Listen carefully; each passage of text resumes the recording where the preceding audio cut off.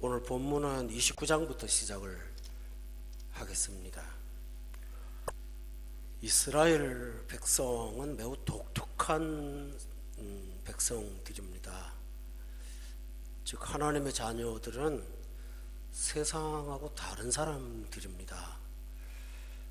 모세가 그 이야기를 40년 동안 반복을 하고 있습니다. 우리 예수 믿는 하나님의 자녀는 세상에 종속되어 있는 사람들이 아니기 때문에 세상에 호황이 온다고 동시에 복이 오는 것도 아니고 세상에 불황이 온다고 동시에 같이 망하는 것도 아닙니다. 불황 때에도 부흥할 수 있고 흉년에도 남보다 더 유복하게 살 수가 있는 사람들, 다시 말하면 우리는 하나님께 속한 사람들입니다. 하나님과의 관계만 온전하면 이 세상이 줄 수 없는 것까지도 하나님은 부어주시는 분이 하나님이십니다. 그런데 그것을 모르고 바깥에 나가서 하나님과 관계없이 살다가 보니 찬송가에 나온 것처럼 늘 불안에 쌓여 사니 갈 방향 모릅니다. 이게 인생이 되고 말았습니다. 오늘 여러분은 이 말씀을 들으면서 우리가 어떻게 하면 구원의 은총 안에 살 수 있는가 하는 하나님의 가르침을 생활 가운데 기준으로 삼고 사시기를 주의 이름으로 축원합니다. 하나님 백성들은 이스라엘 백성들한테 땅을 주지 않았습니다. 또 강한 무기도 안 줬습니다. 성경에 보면 블레셋과 싸울 때 이스라엘 진영에 칼 한 자루가 없었습니다. 아니, 안 주셨습니다. 하나님이. 쇠로 만드는 철기 문화는 블레셋에서 발달했는데 이스라엘은 그쪽에 대한 기술이 전혀 없었습니다. 그래서 하나님이 주지를 않으신 것입니다. 또 땅이 없었습니다. 가나안은 자기 땅이 있고 이방은 자기 땅이 있는데 이스라엘 백성들은 늘 하나님의 명령을 따라서 이리저리 옮겨 다니는 사람들이었습니다. 그것은 하나님께서 칼도 의지하지 않고 땅도 의지하지 않고 사는 백성으로 만들어주신 까닭입니다. 우리가 그렇습니다. 또 하나는 숫자가 적습니다. 이스라엘 백성들은 가나안 땅에서 이스라엘 백성은 가장 작은 숫자입니다. 고대의 나라들은 인구가 많을수록 대국이 되는데 이스라엘 백성들은 대국은커녕 나라로 존속할 만한 기초조차도 없었습니다. 그렇지만 그들에게는 세상이 갖지 못한 것 하나 있으니 그것은 세상의 어떤 것과도 비교할 수 없는 창조주 하나님이 그분들의 하나님이라는 사실입니다. 이것보다 더 귀한 일은 없습니다. 그런데 하나님께서는 구체적으로 우리에게 그 축복을 막연하게 하지 않고 말씀을 통해서 우리한테 구체적으로 하나님을 따르는 자의 삶의 방식을 가르쳐 주십니다. 그런데 그 말씀이 교육이 아니고 우선순위가 본문 29장 1절에 보면 이 말씀을 여러분 꼭 기억하세요. 호렙에서 이스라엘 자손과 세우신 언약이라고 되어 있습니다. 하반절에 보면 모압 땅에서 그들과 세우신 언약이라고 되어 있습니다. 여러분, 호렙은 그 산 꼭대기를 말하는데 아무것도 없는 데입니다. 근데 모압 땅은 이스라엘 백성들을 배척하는 땅입니다. 근데 하나님은 호렙에서 세우셨고 모압에서 언약의 말씀을 세우셨습니다.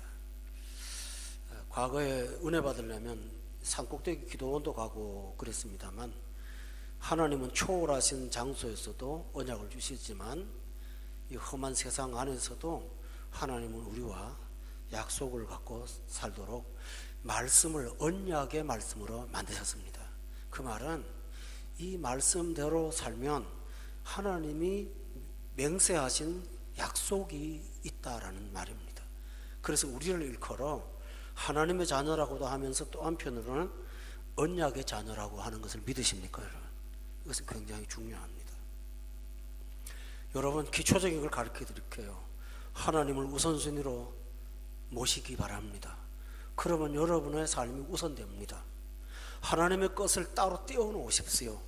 그러면 여러분의 삶도 분주하지 않습니다. 세상의 환경이 어떠하든 거기에 개의치 마십시오. 하나님을 따르는 발걸음만 온전하면 그 어디나 하늘나라가 되도록 하시는 걸 믿습니까, 여러분? 그것이 하나님 하시는 일입니다. 저는 여러분이 언약의 말씀 가운데서 하나님이 기뻐하시는 풍성한 삶을 통해서 하나님께 영광을 돌릴 수 있는 그 비결이 이 말씀이 언약이라는 사실을 믿는 데 있다는 사실을 알려드리고자 합니다. 그러므로 기억하십시오. 이 말씀은 진리라고 하지만 한편으로는 하나님이 써주신 수표와 똑같다, 이렇게 믿으셔야 합니다. 1절을 다시 보면 세우셨다라는 말은 뭘까요? 그건 법적인 용어죠, 그죠? 이 세웠다는 말은 하나님께서 스스로 무너뜨릴 수 없는, 하나님도 이 언약을 지켜야 하시는 그 언약으로 세우셨다라는 뜻이 되겠습니다. 9절을 다 같이 한번 볼까요?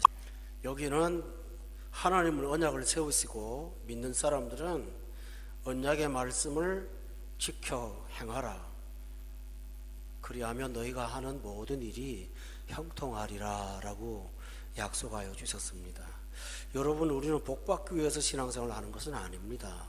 그러나 말씀 안에 형통이 없으면 이 세상의 고난을 다 끌어안고 늘 불안과 이 갈등 속에서 투쟁하며 살게 되는 이 기가 막힌 삶을 살 수밖에 없어요. 그러므로 여러분은 이 말씀을 지켜서 행함으로 우리의 삶이 말씀에서 오는 형통으로 살아가시기를 주의 이름으로 축원합니다. 이보다 더 귀한 일이 없음을 믿으시기 바랍니다. 성경은 이렇게 말합니다. 말씀이 주는 형통이 아닌 것은 많이 거두어도 가진 것이 아무것도 없습니다. 없어도 말씀의 형통을 따라 사는 자는 풍성할 수가 있습니다. 이것이 신앙생활임을 여러분이 꼭 기억하십시오. 그러나 우리는 이 언약대로 살지 못하는 연약한 죄성이 있습니다. 그래서 하나님께서 이 언약의 말씀을 은총으로 우리에게 허락하신 부분이 있습니다. 30장의 1절에 한번 찾아보시죠. 여기 보면 굉장히 중요한 내용이 나옵니다. 다 같이 한번 읽어볼까요? 30장 1절 시작. 모든 복과 저주가 내게 임함으로 내가 내 하나님 여호와로부터 쫓겨간 모든 나라 가운데서 이 일이 마음에서 기억이 나거든. 굉장히 중요한 내용입니다. 하나님이 진술하신 복과 저주가 언약에 다 있습니다. 그런데 그걸 지키지 아니하므로 하나님 여호와로부터 쫓겨갔습니다.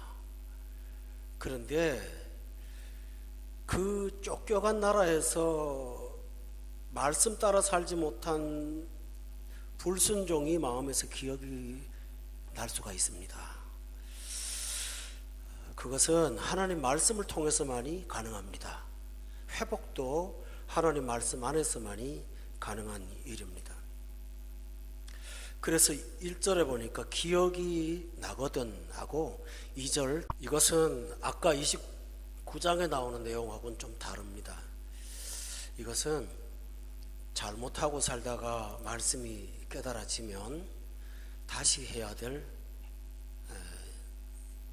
내용에 관한 말씀이 되었습니다. 2절에 보면 돌아오라고 되어 있습니다. 우리가 삶이 어려우면 다른 방법을 쓰는 것 하지 말고 하나님과의 관계를 온전히 해서 돌아오라고 명령하셨습니다.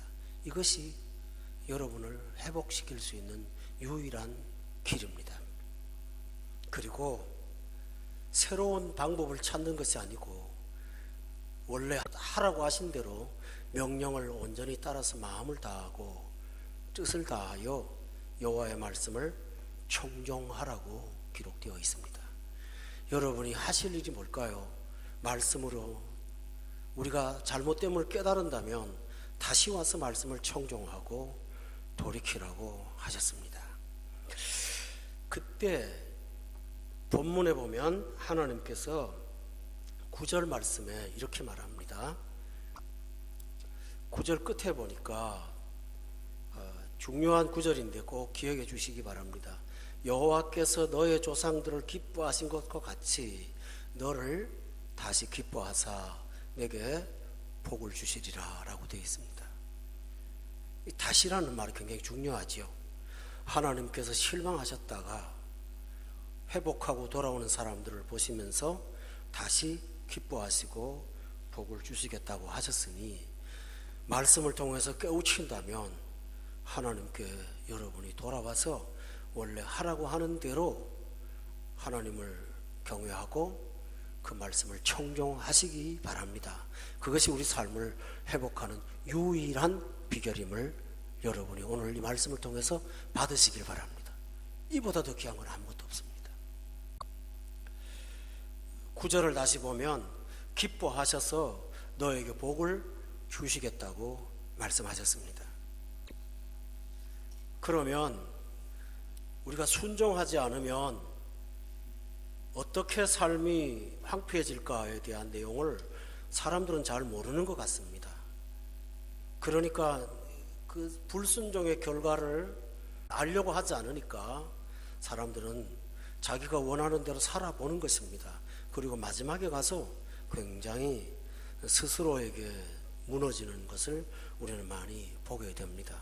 그런데 성경을 자세히 보면 하나님의 말씀대로 살지 않으면 이렇게 된다는 것이 이 책에 기록 다 되어 있습니다. 성경을 읽어보면 미리 우리가 두려움을 갖게 될 수 있습니다. 신명기 29장에 한번 찾아보시죠. 여기 보면 27절입니다. 이 책에 기록된 모든 저주대로 재앙을 내리셨다라고 하셨습니다. 그러므로 우리가 이렇게 살면 어떻게 된다라는 것까지 하나님은 다 말씀하셨습니다. 여러분, 아담한테 하나님이 너 선악과를 먹으면 반드시 죽으리라 결과까지 말씀하셨습니다. 그런데 그들은 그 결과에 대한 말씀을 기억하지 않거나 혹은 죽이실까 하노라 하고 약화시켰습니다. 그것이 바로 문제가 되는 것입니다. 성경에 나오는 내용들은 모두가 다 실행되는 사실임을 여러분이 기억한다면 하나님 말씀을 함부로 대하지는 않게 될 것입니다. 29장 20절에도 한번 보세요. 거기 중간에도 보면 이 책에 기록된 모든 저주라고 말씀하시고 21절에 보니까 그것을 언약의 저주라고까지 표현하고 있다면 여러분은 성경을 통해서 우리가 범죄하고 살아갈 때 하나님이 우리에게 어떻게 하시는가를 보고 두려워하는 마음을 가져야 되는 것입니다. 이것이 바로 신자에게 주신 하나님의 기회라는 사실을 여러분이 꼭 기억하실 수 있기를 바랍니다.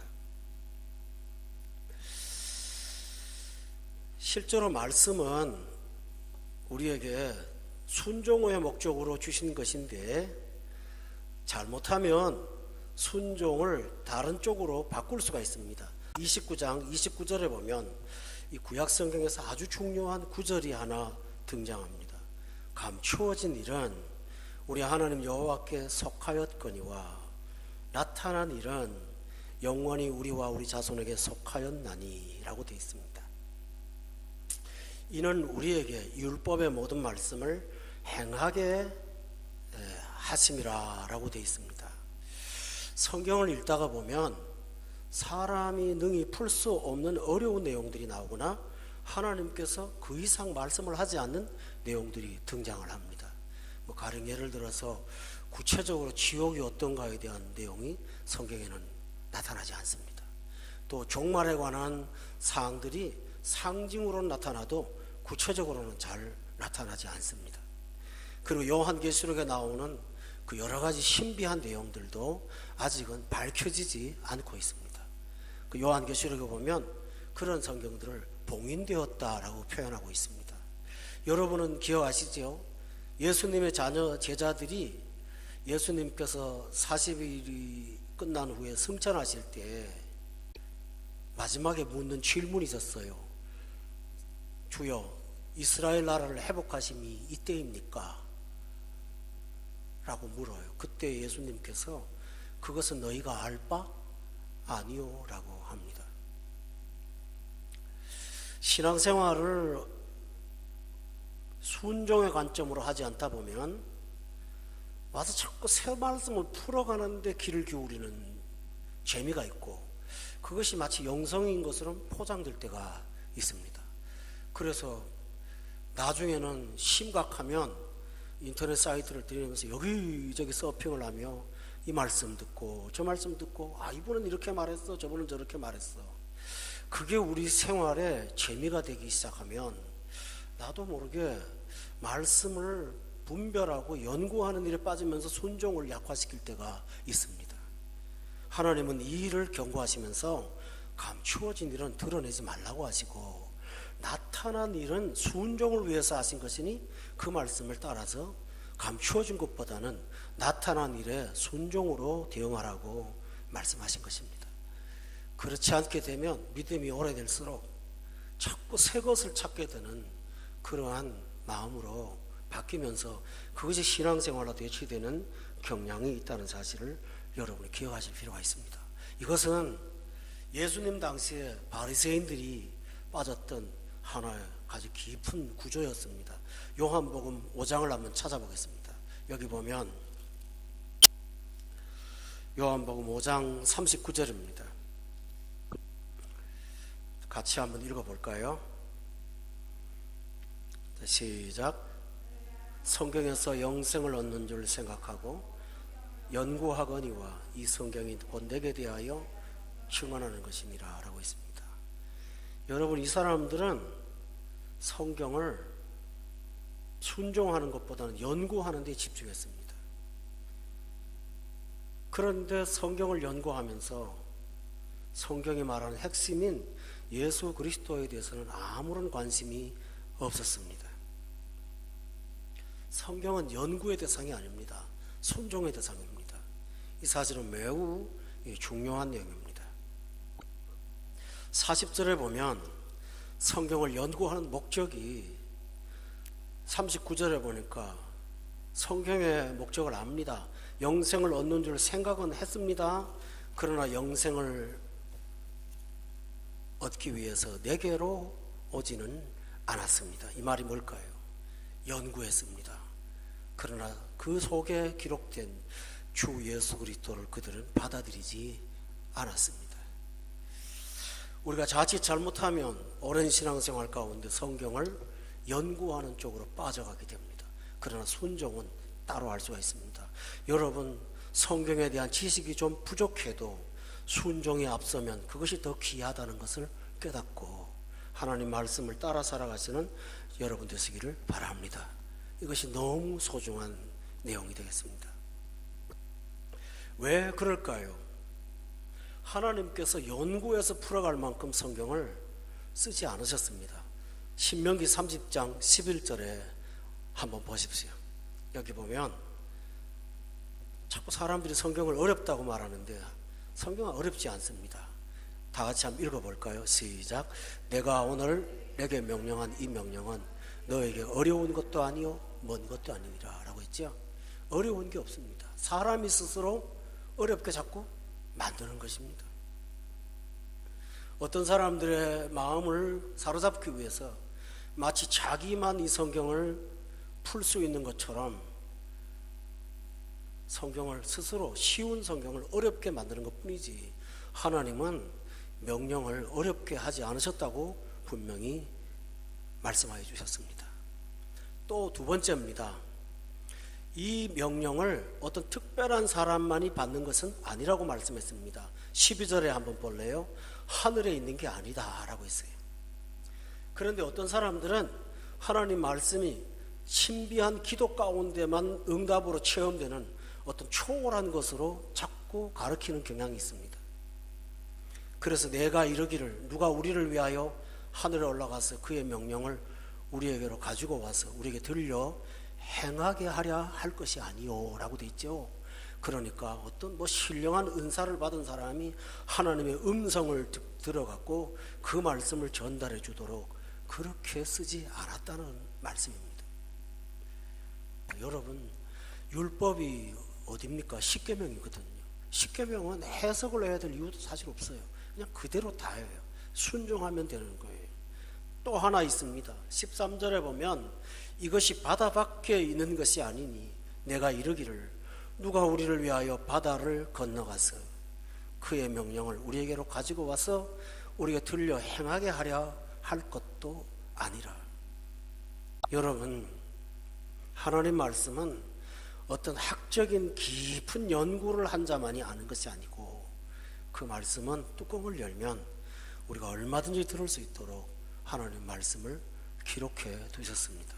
그러므로 그런 외길로 빠지지 않고 29장 29절을 다시 보겠습니다. 나타난 일은 영원히 우리와 우리 자손에게 속하였단 말은 인간의 이성으로도 얼마든지 알 수 있게 속하게 만들었다라고 했습니다. 이 속했다는 말은 우리의 언어와 우리 문화를 통해서 기록하셨다는 사실입니다. 이 율법은 연구의 목적이 아니라 행하는 데 목적이 있다고 분명히 말씀하셨으므로 여러분은 행하시고 살아가시기를 바랍니다. 아멘. 이보다 더 귀한 사실이 없음을 믿으세요. 대단히 중요한 내용입니다. 또 하나 있습니다. 하나님 말씀을 듣게 되면 하나님은 이 말씀을 그저 머릿속에 기억해 두었다가 떠나지 않게 하시고 성경에 보니까 너희의 마음에다가 새기신다라고 했습니다. 30장 14절에 보세요. 오직 그 말씀이 내게 매우 가까워서 너의 입에 있으며 내 마음에 있은즉. 다시 말하면 어디 가서 책을 찾아서 법전처럼 뚜껑을 열어봐야 되는 것이 아니고요. 우리 마음속에 하나님이 주신 성령의 감동을 통해서 이 말씀을 마음에 이미 보유하고 있다는 것이죠. 그래서 여러분이 하나님을 기쁘시게 하지 않을 때 성령께서 우리 안에서 부담을 주시고 우리한테 이 말씀을 떠올리게 하셔서 행하게 하시도록 하십니다. 그러므로 여러분, 말씀은 멀리 있는 것도 아니고 특별히 어디 가서 얻는 것도 아니고 우리 앞에 순종의 목적으로 주셨다는 사실을 여러분이 기억하시고 이 말씀을 듣고 복종하고 순종하며 살아가시는 저와 여러분이 되기를 주의 이름으로 축원합니다. 오늘 말씀의 이 소중한 내용들을 여러분이 꼭 기억하십시오. 마지막 결론으로 30장의 19절에 한번 보세요. 다 같이 읽겠습니다. 19장. 내가 오늘 하늘과 땅을 불러 너희에게 증거를 삼노라. 내가 생명과 사망과 복과 저주를 내 앞에 두었은즉 너와 내 자손이 살기 위하여 생명을 택하고. 여러분, 부를 택하다, 복을 택한다는 말을 하지 않았죠? 이 말은 중요합니다. 너와 내 자손이 살기 위해서 생명을 택하십시오. 순종은 복을 택하는 것이 아니라 생명을 택하는 것입니다. 살기 위해서. 또 20절에 한번 보세요. 거기 보면 생존을 위한 방식뿐만 아니라 이것은 하나님 여호와를 사랑하는 행위입니다. 여러분은 기억하시죠? 주 너의 하나님을 사랑할 때 30장 6절에 보면 마음을 다하고 뜻을 다하여 내 하나님 여호와를 사랑하라고 말씀하셨으니 우리가 이 말씀을 사랑으로 대할 것이 여야 합니다. 사랑함으로 그 말씀을 청종하고 그를 의지하여 살아가시기를 바랍니다. 사랑하지 않으면 말씀이 귀에 잘 안 들어옵니다.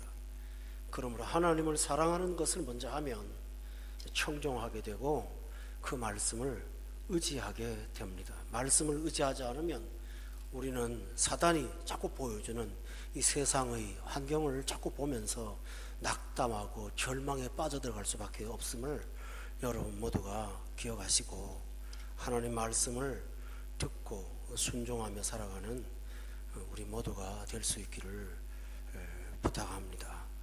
여러분, 그러면 이제는 하나님께서 순종하는 자에게 어떠한 은총을 주실까, 이 말씀을 본문을 통해서 결론으로 듣도록 하겠습니다.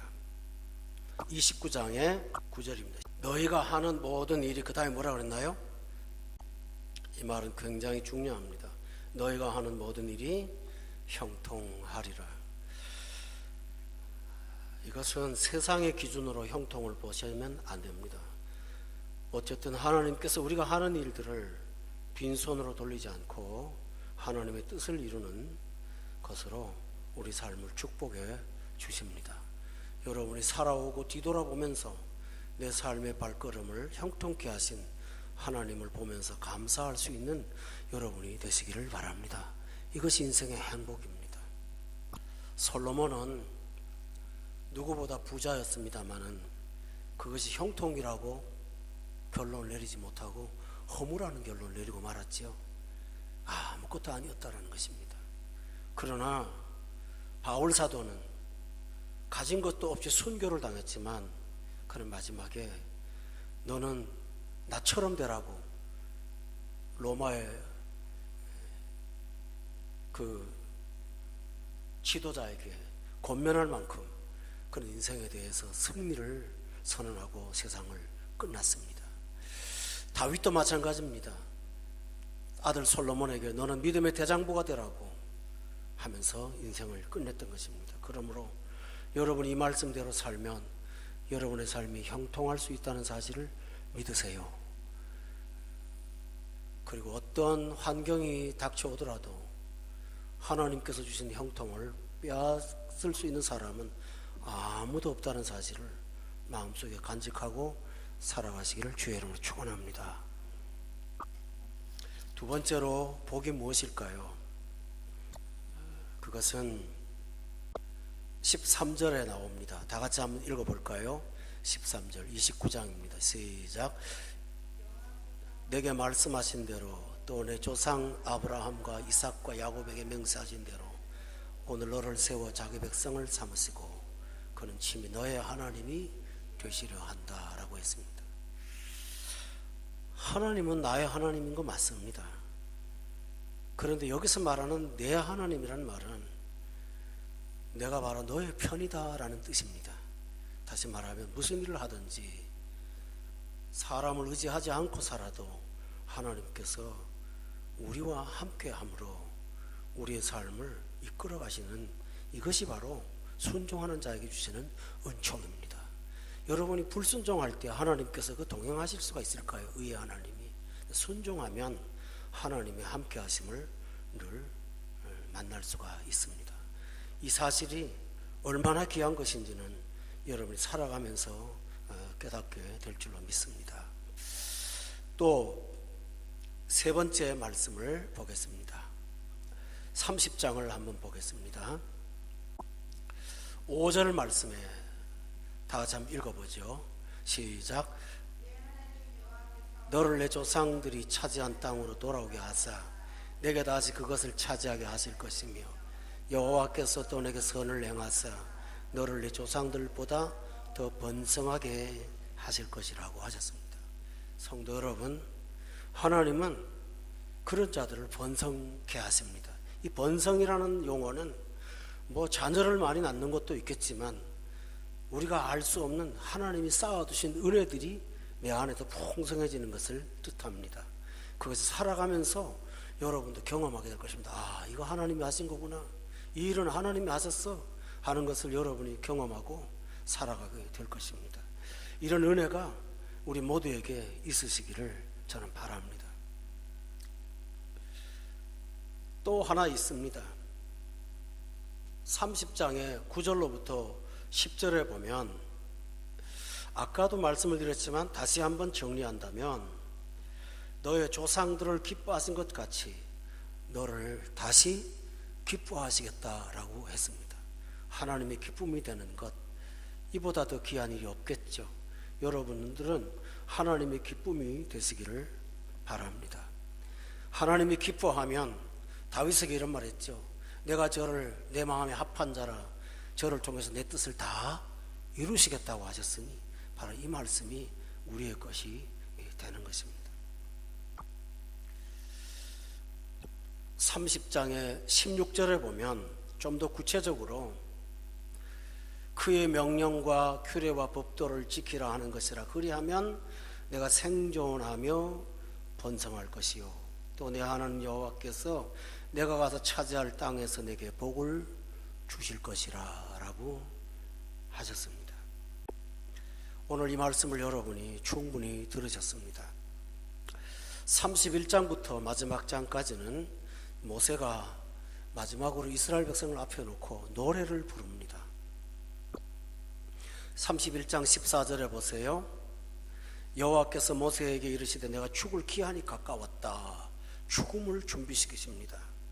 그렇다면 오늘 29장과 30장의 내용은 바로 뭐죠? 120년을 사역한 목회자가 마지막으로 그 이스라엘 백성들에게 간절히 전한 내용이라는 사실을 여러분 기억하시겠습니까? 바로 그 말입니다. 그리고 31장 30절에 보면 모세가 이스라엘 총회에 이 노래의 말씀을 끝까지 읽어 들리니라 하면서 노래를 불렀습니다. 그것이 32장과 끝장까지 나오는 모세의 노래라는 사실을 여러분 기억하시면서, 그러므로 실제로 오늘 모세의 설교는 오늘 본문으로 다 끝났습니다. 모세 오경이 다 끝난 것입니다. 저는 몇 시간 더 해서 이 모세의 노래들을 통해서 하나님께서 주시는 은총과 복이 얼마나 큰 것인가를 구체적으로 좀 더 말씀을 살펴보고 은혜를 받도록 하겠습니다. 여러분 마지막 시간까지 신명기를 따라주신 것 감사하고, 이 신명기를 다시는 반복할 수 없으니 이 말씀대로 여러분과 제가 하나님의 은혜 가운데 사는 은총이 있기를 주의 이름으로 축원합니다. 마지막 얘기를 드린다면 이 율법책을 따라 사는 자에게는 천대까지 하나님이 복을 주시겠다고 출애굽기를 통해서 말씀하지 않았습니까? 그러므로 여러분의 자손들이 이 은총으로 복을 받고 살아가시는 저와 여러분 될 수 있기를 바라면서 오늘 이 대단한 말씀을 오늘로 마치도록 하겠습니다. 기도하겠습니다.